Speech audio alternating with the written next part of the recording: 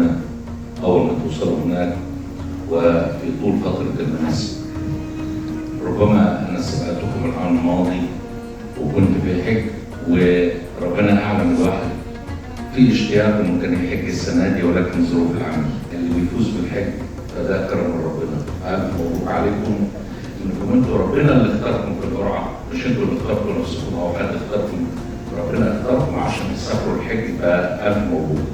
رحلة سعيدة مرهقة متعبة، رحلة لله وبالله نرجع منها أبيض، وهذا أهم حاجة. ولو أي حد منكم معاه أي مشكلة يعني